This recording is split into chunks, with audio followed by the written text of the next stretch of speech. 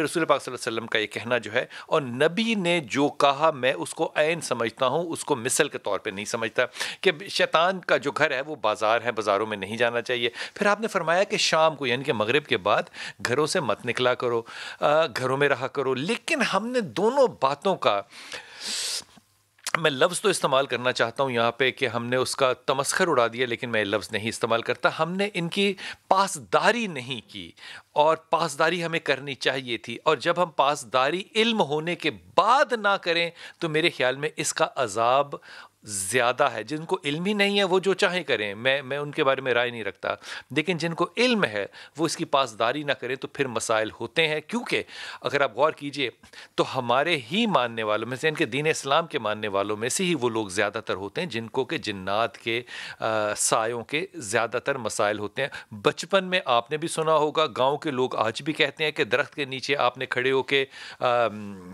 حاجت نہیں کرنی، آپ نے مغرب کے بعد گھر واپس آنا ہے، گھر کے دروازے جو ہیں وہ بند کرنے ہیں، برتنوں کو الٹا کرنا ہے، ان میں یہ ساری سنتیں رسول پاک صلی اللہ علیہ وسلم نے سمجھائیں۔ ہم نے شاید ان کو اتنا ان للہ و انا الیہ راجعون سیریس نہیں لیا، تو شاید اس لیے مسائل ہیں یا کسی اور وجہ سے۔ یہ بات کریں گے آج اپنے مہمانوں سے۔ آصفہ جبرائیل ہمارے ساتھ، السلام علیکم آصفہ، خیریت سے ہیں آپ؟ اور جناب ہمارے ساتھ محمود چشتی صاحب، السلام علیکم سر، خیریت سے آپ مغرب کے بعد اکثر گھر چلے جاتے ہیں؟ الحمدللہ۔ اس کا خوف ہے یا حدیث کی وجہ سے؟ بس دونوں معاملات ایسے، دونوں معاملات ایسے ہیں۔ خوف، مجھے خوف ہے اور کوئی بات نہیں ہوتی، کیونکہ میری ماں کا یہ قانون تھا کہ مغرب کے بعد اگر گھر سے باہر رہنا ہے نا تو اطلاع کرو، ورنہ مغرب گھر آ کے پڑھو، اور یہ خوف آج بھی میرے دل میں جو ہے وہ بالکل قائم ہے۔ فرما برداری سے اصول بنانے چاہیے، اصول گھروں میں ہونے چاہیے۔ ابو عبداللہ بھائی ساتھ ہیں، السلام علیکم سر، خیریت سے ہیں آپ؟ اور ہمارے ساتھ حکیم اللہ صاحب ہیں۔ سب سے پہلے حکیم صاحب سے بات کرتے ہیں۔ حکیم صاحب، یہ جو مغرب کا خاص طور ہوتا ہے، اور خاص طور پہ اس وقت ہم کہتے ہیں کہ اس وقت کیا ویسے بھی ہم کہتے ہیں کہ خوشبو نہیں لگانی چاہیے بچوں کو، یا خوشبو لگا کے باہر نہیں نکلنا چاہیے، جبکہ خوشبو لگانا سنت رسول صلی اللہ علیہ وسلم بھی ہے۔ تو یہ وقتوں کا تعین، مغرب کے خاص طور پہ وقت کا تعین، باہر رہنے کا تعین، کیا یہ بات اس بات کا ثبوت ہے کہ جنات وغیرہ یا بدروحیں یا کوئی سایہ جو ہے اس وقت زیادہ حملہ آور ہوتا ہے؟ کیا انسان اس وقت زیادہ کمزور ہوتا ہے کیا؟ اعوذ باللہ من الشیطان الرجیم، بسم اللہ الرحمن الرحیم، وما خلقت الجن والانس الا لیعبدون۔ تو ہمیں اللہ کریم فرماتے ہیں کہ ہم نے جن و انس کو اپنی عبادت کے لیے پیدا کیا ہے۔ جی۔ رات جب شروع ہوتی ہے تو جنات اپنے گھروں سے باہر نکلتے ہیں، پھیل جاتے ہیں گلیوں میں، بازاروں میں۔ یہ حکیم صاحب، یہ صبح کے وقت نہیں نکلتے، آپ یہ کہہ رہے ہیں؟ جی، صبح کے وقت بھی نکلتے ہیں لیکن کم سوئے ہوتے ہیں، صبح شام کو یہ نکلتے ہیں بازاروں میں، تکلیف کے لیے، لوگوں کو تکلیف دینے کے لیے۔ تو اس لیے نبی علیہ الصلوۃ والسلام نے فرمایا شام کو جب سورج غروب ہو رہا ہو تو بچوں کو باہر نہ نکلنے دو، گھروں کو بند رکھو تاکہ جنات و شیاطین ان پہ حاوی نہ ہو جائیں۔ یہ جو خوشبو لگانی ہوتی ہے، عام جو خوشبو ہے اس میں کوئی مذائقہ تو نہیں، نبی علیہ السلام کی سنت ہے، لیکن بعض جنات و شیاطین خوشبو کی مہک پہ آتے ہیں۔ وہ کس طرح کی خوشبو کی مہک سے؟ مثال کے طور پہ اگر میں نے ہود لگایا ہوا ہے تو ہود تو بڑی پاکیزہ خوشبو ہے۔ یہ پاکیزہ خوشبو ہے، تو پاکیزہ مطلب یہ نہیں کہ وہ جنات کو روکتی ہے۔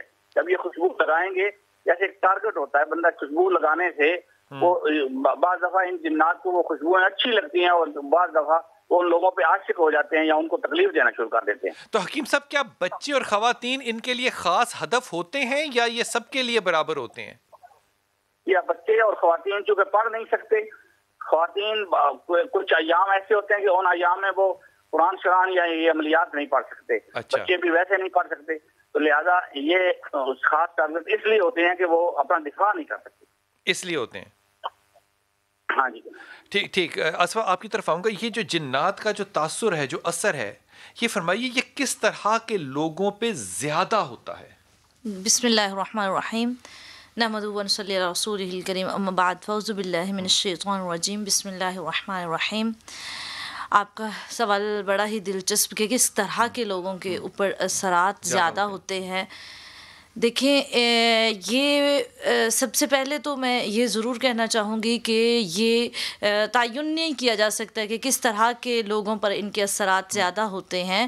یہ کچھ لوگ ایسے ہوتے ہیں جو بعض اوقات زیادہ عبادت کرتے ہیں تو یہ ان پر بھی آ جاتے ہیں, لیکن بعض اوقات جو بالکل بھی عبادت نہیں کرتے تو یہ ان پر بھی آ جاتے ہیں. اور کچھ بہت گندے ہوتے ہیں ان پہ آتے ہی نہیں ہیں. نہیں بالکل, یہ ایک اصول نہیں ہے, اس کو ہم یہ کوئی اصول نہیں کہہ سکتے کہ یہ اس پر آ سکتے ہیں اس پر نہیں آ سکتے.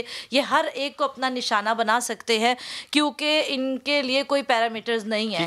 اور دوسری بات یہ ہے کہ یہ جو سیدنا سلیمان علیہ السلام کی بارگاہ میں ایک جنی خاتون آئی اور کہا کہ میرا نام ام الصبیان ہے اور میں شام کے وقت نکلتی ہوں اور میں بچوں کو اور عورتوں کو ٹارگٹ کرتی ہوں. بہت ہی بد شکل بد نما یہ خاتون تھی جس کا نام ٹارگٹ سے مراد ان کے اوپر ٹارگٹس ان کے اوپر مطلب ان کا خون چوستی ہوں جس طرح کے عورتوں کے جی جس طرح کے عورتوں کو تشنج کے دورے پڑتے ہیں اور احناق اس کو شاید کہتے ہیں, اور ایک جس طرح چھوٹے بچوں کا زیادہ رونا ضد کرنا اس طرح کے یہ, اور جی تنگ کرتی ہوں اور میں شریر ہوں. اور ایسے جو جنات اچھے بھی ہوتے ہیں اور برے بھی ہوتے ہیں.